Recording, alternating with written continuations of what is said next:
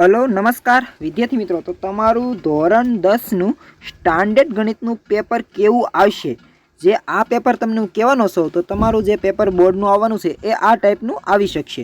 આમાંથી ઘણા બધા પ્રશ્નો પણ આવવાના છે. જે વિદ્યાર્થી મિત્રો માત્ર પાસિંગ માર્ક લાવવા માંગતા હોય તો એ આ પેપર થોડાક કરી નાખે ને તો પણ એને પાસિંગ માર્ક મળી જશે.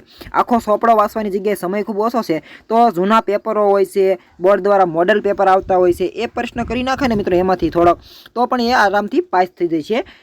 તમે આ પેપર જોજો, આખું સોલ્યુશન આપીશ. આ પેપરની પીડીએફની લિંક હું ડિસ્ક્રિપ્શનમાં આપું છું અને આખી એની સોલ્યુશન પણ આપી દઈશ. ત્યાંથી ડાઉનલોડ કરીને થોડોક વાંચી નાખો. મગજમાં 1-2 પ્રશ્ન રહી જાય તો તમને 1-2 માર્ક મળી જાય. આમાંથી 10 થી 12 માર્ક પણ પૂછાઈ શકે છે, પણ એમને જ કહેતો કે બેઠો બેઠો આ જ પ્રશ્ન છે. હું ફૂલ આઈએમપી પ્રશ્ન એ પણ તમને કહીશ વચ્ચે વિડીયોમાં, તો બને રહેજો વિડીયોમાં. પીડીએફ લિંક ડિસ્ક્રિપ્શનમાં આપું છું અને આખી અહીંયા પેપર સ્ટાઇલ પણ આપેલી છે. પેપર કઈ રીતનું નીકળતું હોય એ પણ અહીંયા આપેલું છે, કે કઈ રીતનું ભારણ સાથે નીકળતું હોય. એવું નથી મિત્રો 100% પેપર અઘરું જ નીકળે, સહેલું પણ નીકળતું હોય. પાસિંગ માર્ક જેટલું પેપર સહેલું પણ હોય છે. પછી અહીંયા આખી એની બ્લુ પ્રિન્ટ આપેલી છે. તો મિત્રો બ્લુ પ્રિન્ટ પ્રમાણે કોઈ દિવસ પેપર નથી નીકળતું, એમાં આગા પાછી થતી હોય છે. ચાલો સમયને ગયો તો પેપર સોલ્યુશન શરૂ કરીએ. તો પહેલો પ્રશ્ન છે, જો ગુસા 65 અને 117 બરાબર 65 m - 117 હોય તો m ની વેલ્યુ 2 મળે છે. મિત્રો આનો ગુસા મેળવી લેવાનો, પછી આ સોલ્યુશન કરશો એટલે m 2 મળશે. આ એમપી પ્રશ્ન છે. y બરાબર ax² + bx + c નો આલેખ ઉપર તરફ ખુલ્લો વક્ર મળે, એટલે કે આવો વક્ર મળે છે. તો એ શું હોય મિત્રો, એ ગમે ત્યારે 0 કરતાં મોટો હોય ને તો જ આવો આલેખ મળે છે. હવે આનાથી ઊંધું પણ પૂછી લે કે આનો આલેખ કેવો મળે, તો ઉપર તરફ ખુલ્લો વક્ર. પછી આવો એક પ્રશ્ન પણ આઈએમપી છે, 2x + 3y - 9 = 0 અને 4x + 6y - 18 = 0 સમીકરણ યુગ્મ માટે રેખાઓ કેવી હોય મિત્રો, સમપાતી. કારણ કે આને 2 વડે ભાંગી નાખશો તો બંને સમીકરણ સમાન મળી જશે.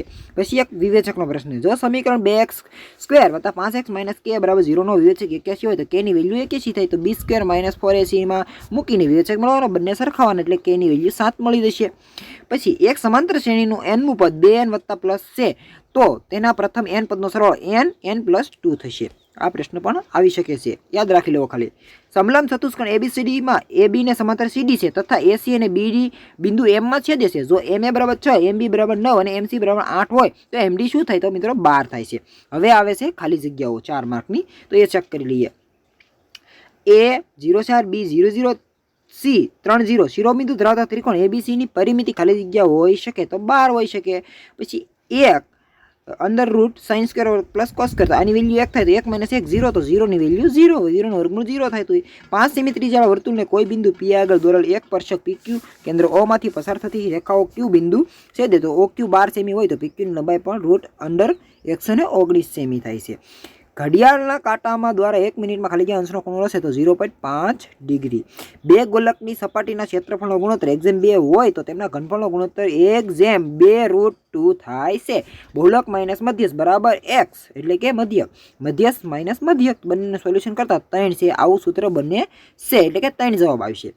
હવે મિત્રો પૂછાય છે ખરા ખોટા. તો જો P of A બરાબર 0.9 નો વર્ગ હોય તો P of A બાર 0.1 થાય તો ન થાય મિત્રો, કારણ કે વર્ગ કરી એટલે 1 કરતા સંભાવનાનો સરવાળો વધી જતો હોય છે. આ પ્રશ્ન આઈએમપી છે. y બરાબર 0 નો આલેખ y અક્ષ દર્શાવે છે. તો મિત્રો આપેલું વિધાન ખોટું છે, કારણ કે y બરાબર 0 નો આલેખ છે એ x અક્ષ દર્શાવે. x બરાબર 0 નો આલેખ હોય એ y અક્ષ દર્શાવતો હોય. દ્વિઘાત સમીકરણ 2x² - 8x - 5 નો વિવેચક મેળવી લો, 104 મળે તો આપેલું વિધાન સત્ય છે. બિંદુ આપણા એમપી પ્રશ્ન, બિંદુ P of xy નું ઉગમ બિંદુથી અંતર મિત્રો x² - y² વર્ગમૂળમાં થાય તો ખોટું છે, પ્લસ હોય તો હાસું થાય. આગળ જોઈએ 1 માર્કમાં. જો ગોલકની ત્રિજ્યાના માપમાં 20% વધારો કરવામાં આવે તો તેમના ઘનફળના માપમાં કેટલા ટકા વધારો કરવામાં? 72.8%. કોઈ પણ માહિતી માટે તેના દરેક અવલોકનનો મધ્યકમાંથી લીધેલ વિચલનનો સરવાળો કેટલો થાય તો મિત્રો 0 થાય છે. 35 અને 22 નો ગુસા કેટલો થાય મિત્રો 1 થાય છે. દ્વિઘાત સમીકરણ 6x - 13x + m ને બંને બીજ પરસ્પર વ્યસ્ત હોય તો m ની કિંમત મિત્રો 6 મળે છે. આગળ જોઈએ તો જોડકા આપેલા છે, જેમાં બે શૂન્યના ગુણાકારનો સરવાળો શું થાય મિત્રો, તો એ C/A થાય. પછી શૂન્યના ગુણાકાર -D/A, આ ઘણા સૂત્ર છે બેઠા આપેલા.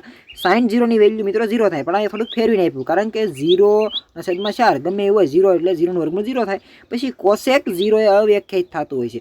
પછી મિત્રો તમને આ PDF ની લિંક ડિસ્ક્રિપ્શનમાં આપું. આ મેં જેટલા પણ પ્રશ્ન ટીક કરીને એક વખત નજર મારી લેજો, એટલે કે તૈયાર કરી નાખજો.